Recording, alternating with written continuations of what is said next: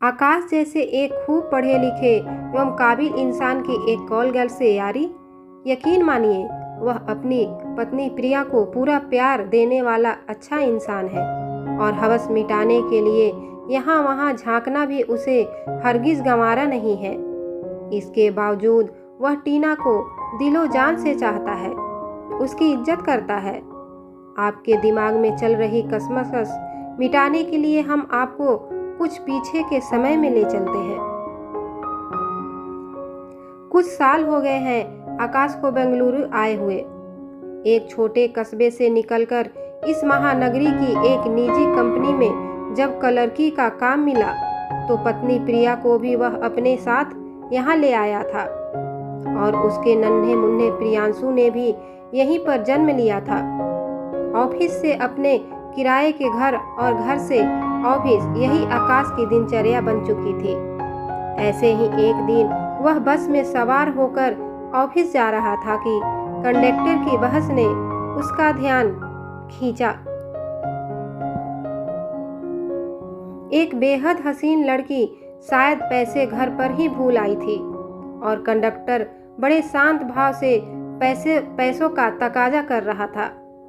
उस लड़की के चेहरे के भाव उसकी परेशानी बयां करने के लिए काफी थे। ना जाने आकाश के मन में क्या आया कि उसने लड़की के टिकट के पैसे अदा कर दिए। वह उसे थैंक्स कहकर पीछे की सीट पर बैठ गई। आकाश ने भी पैसों को ज्यादा तवज्जो नहीं दी और अपना स्टॉप आते ही नीचे उतर गया। आकाश कुछ कदम ही चला था कि हाँफते हुए वह लड़की एकदम उसके आगे आकर खड़ी हो गई और बोली, सर आपके पैसे मैं कल लौटा दूंगी। हुआ यह कि मैं आज जल्दी में अपने पर्स में पैसा डालना ही भूल गई।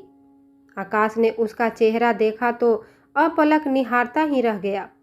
फिर जैसे उसे अपनी हालत का बोध हुआ, उसने मुस्कुराते हुए कहा, मैडम वह इंसान ही क्या जो इंसान के काम ना आए। आप पैसों की टेंशन ना लें। नहीं सर, आपने आज मुझे शर्मिंदा होने से बचा लिया।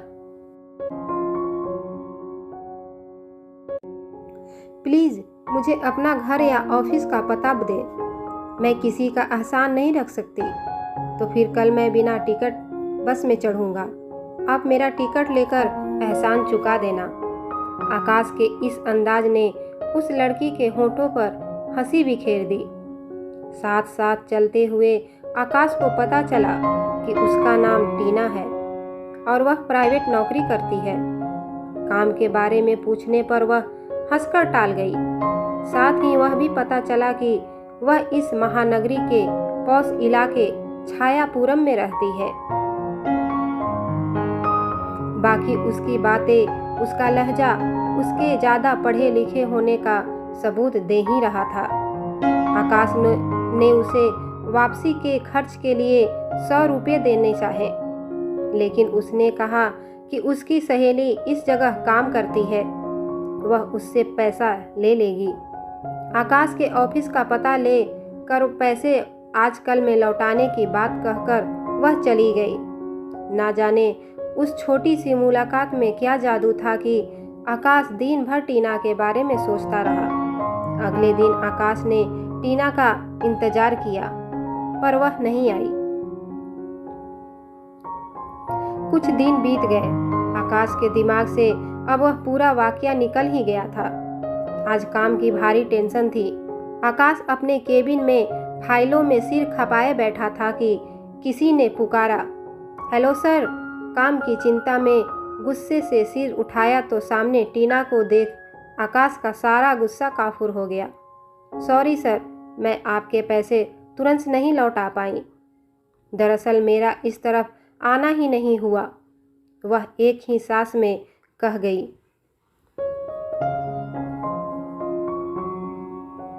आकाश ने उसे कुर्सी पर बैठने का इशारा करते हुए चापरासी को कॉफी लाने को बोल दिया।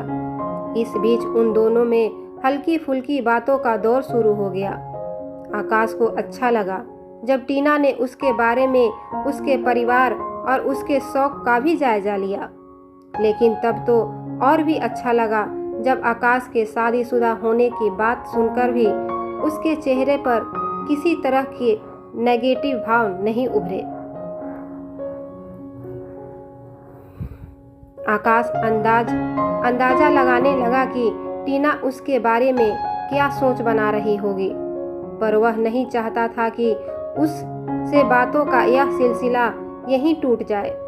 आकाश की इस हालत को टीना ने भी महसूस किया और कॉफी की घूंट भरकर कहा, आकाश जी, आज तक जाने मैं कितने मर्दों से मिली हूँ, लेकिन आपसे जितनी प्रभावित हुई हूँ उतनी कभी किसी से नहीं हुई। आकाश खुद पर ही इतरा गया। आखिर में उसके जज्बात शब्दों में उमड़ ही आए। क्या हम अच्छे दोस्त बन सकते हैं? टीना ने मुख सहमति तो दी, लेकिन यह भी साफ कर दिया कि आकाश के शादीशुदा होने के चलते उसकी पत्नी प्रिया को वह दोस्ती हरगिज गवारा नहीं होगी। पर आकाश का बावला मन तो किसी भी तरह उसके साथ के लिए छटपटा रहा था। आकाश ने बचकाने अंदाज में बोल दिया, हमारी दोस्ती के बारे में प्रिया को कभी पता नहीं चलेगा। मैं दोस्ती तो निभाऊंगा, पर पति धर्म मेरे लिए बढ़कर होगा।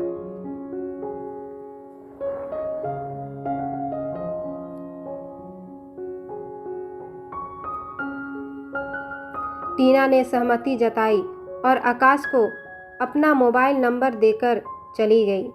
आकाश फिर से अपने काम में जुट गया। फाइलों का जो ढेर उसे सिरदर्दी से दे रहा था, अब वह पलक झपकते ही निपट गया। मोबाइल फोन पर मैसेज और बातों का सिलसिला शुरू हो गया। शाम को टीना ने आकाश को अपने घर बुलाया। घर क्या आलीशान बंगला था, जिसके आसपास सन्नाटा पसरा हुआ था।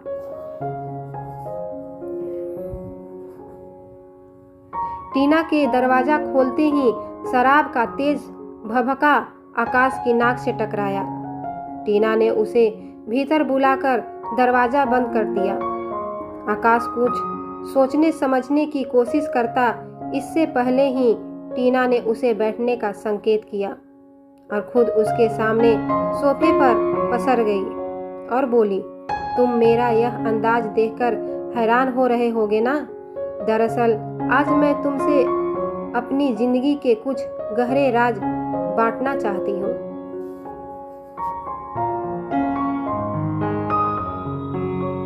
चंद पल चुप रहने के बाद टीना बोली, हम अपनी जिंदगी में एक नकाब ओढ़े रखते हैं। यह ऊपर का जो चेहरा है ना, यह सबको दिखता है, पर जो चेहरा अंदर है उसे कोई दूसरा नहीं देख पाता।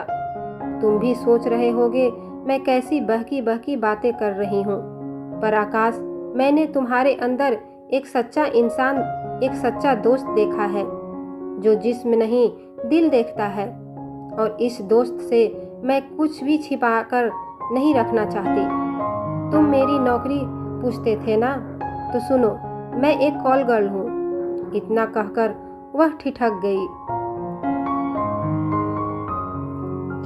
आकाश, मैंने बहुत पैसे कमाए, बहुत संबंध बनाए, लेकिन रिश्ता नहीं कमा सकी। मैं कोई ऐसा शख्स चाहती थी जिसे मैं खुलकर अपनी भावनाएं साझा कर सकूं, उसे समझा सकूं, लेकिन हर किसी की नज़रें मेरे जिस्म से होकर गुजरती थी। यही वजह है कि तुम्हारे अंदर की सच्चाई देखकर मैं खुद तुम्हारी दोस्ती को उतावली थी, पर मुझे यह मंजूर नहीं हो रहा था कि मैं अपने दोस्त को अंधेरे में रखूं। कहकर उसने आकाश को सवालिया नज़रों से देखा। टीना, मैं तुम्हारे काम के बारे में सुनकर चौंका तो जरूर हूँ, लेकिन मुझे झटका नहीं लगा। तुमने जिस बेबाकी से मुझे अपने बारे में बताया, उसे जानकर मेरी दोस्ती और गहरी हुई है। मेरी जानकारी में ऐसी कई और भी लड़कियां और औरतें हैं जिन्होंने शराफत का चोला ओढ़ रखा है, लेकिन उनके नाजायज रिश्तों ने आपसी रिश्तों को ही बदनाम कर दिया है। भले ही यह पेशा अपनाना तुम्हारी मजबूरी न हो, लेकिन दिलो दिमाग और जिस्मानी मेहनत तो इसमें भी है।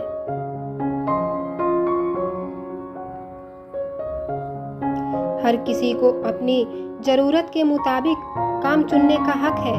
कानून और समाज भले ही इसे नाजायज माने, लेकिन मैं इसमें कुछ भी गलत नहीं मानता। दोस्त, मैं तुम्हारी सोच की कायल हूँ। अच्छा यह बताओ, क्या पीना चाहोगे? फिलहाल तो मैं कुछ भी नहीं लूँगा। अच्छा, तुम्हारे परिवार में और कौन कौन है? मेरी मम्मी बचपन में ही चल बसी थी और पापा की मौत 2 साल पहले ही हुई।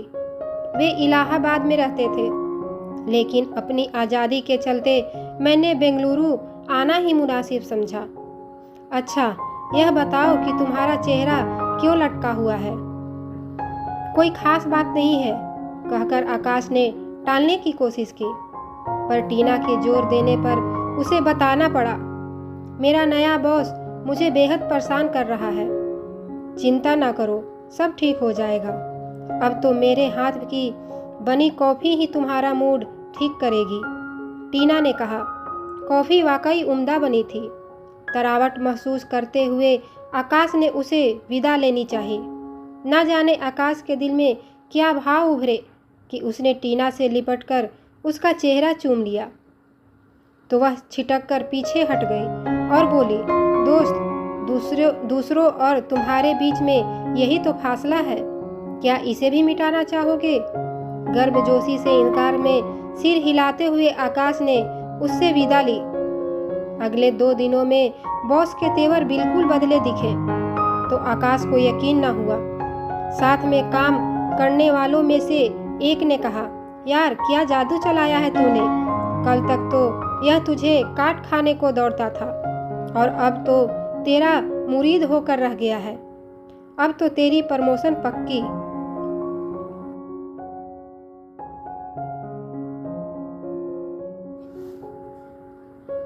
अगले ही महीने आकाश का प्रमोशन कर दिया गया। जब उसने यह खुशखबरी टीना को सुनाई तो उसने मुबारकबाद दी। आकाश ने पूछा, यह सब कैसे हुआ टीना? बॉस शायद तुम्हारे काम से खुश हो गया होगा। टीना, प्लीज सच क्या है? सच तो यह है कि मुझसे अपने दोस्त का लटका चेहरा देखा नहीं गया। और क्या? और यह कि सख्त दिखने वाले बुढ़ऊ ही महफिल में हुस्न के तलवे चाटते हैं। वैसे तुम चिंता न करो, उसे मेरी और तुम्हारी दोस्ती की कोई खबर नहीं है।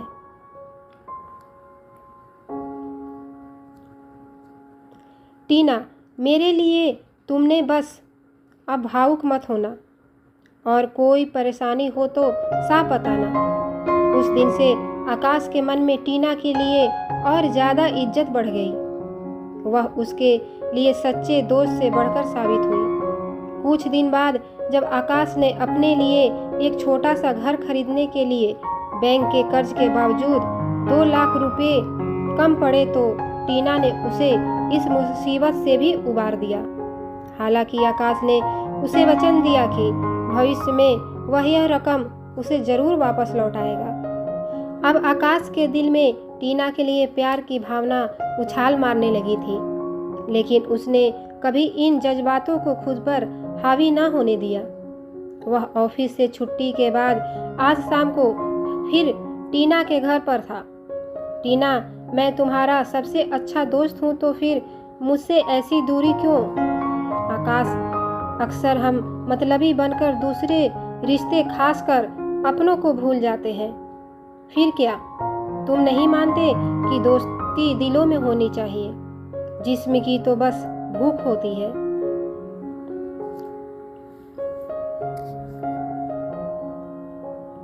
मैं कुछ नहीं समझना चाहती, मेरे लिए तुम ही सब कुछ हो। भावनाओं के जोश में आकाश ने लपक कर उसे अपने गले लगा लिया। उसके लरजते लबों ने जैसे ही टीना के तपते गालों को छुआ, उसकी आंखें मूंद गईं। सांसों के ज्वार भाटे के साथ ही उसकी बाहें भी आकाश पर कसती चली गईं। टिंग टोंग, तभी दरवाजे की घंटी बजते ही टीना आकाश से अलग हुई। उसे जबरन एक तरफ धकेलकर टीना ने दरवाजा खोला।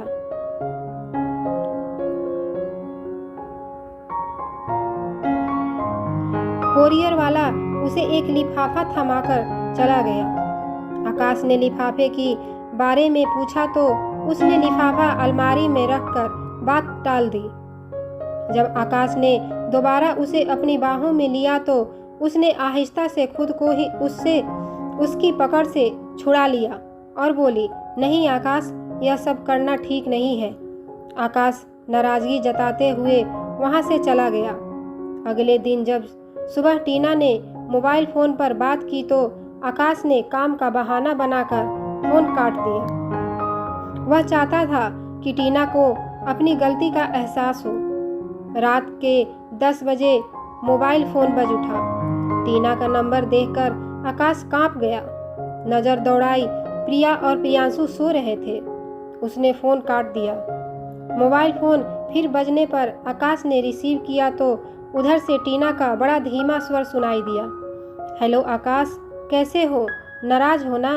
आकाश नहीं चाहता था कि प्रिया उठ जाए और उसे टीना की भनक तक लगे, इसलिए फौरन कहा, नहीं नाराज नहीं। कहो कैसे याद किया? दोस्त, तुम्हारी बड़ी याद आ रही है। मैं तुम्हें अभी अपने पास देखना चाहती हूँ। ठीक है, मैं देखता हूँ। तभी प्रिया ने करवट बदली तो आकाश ने फोन काटकर मोबाइल स्विच ऑफ कर दिया। अब जाने का तो सवाल ही नहीं उठता था। प्रिया को क्या जवाब देगा भला? और टीना को इस समय फोन करने की क्या सूझी? कल तक इंतजार नहीं कर सकती थी? इसी उधेड़ बूंद में आकाश की आंख लग गई।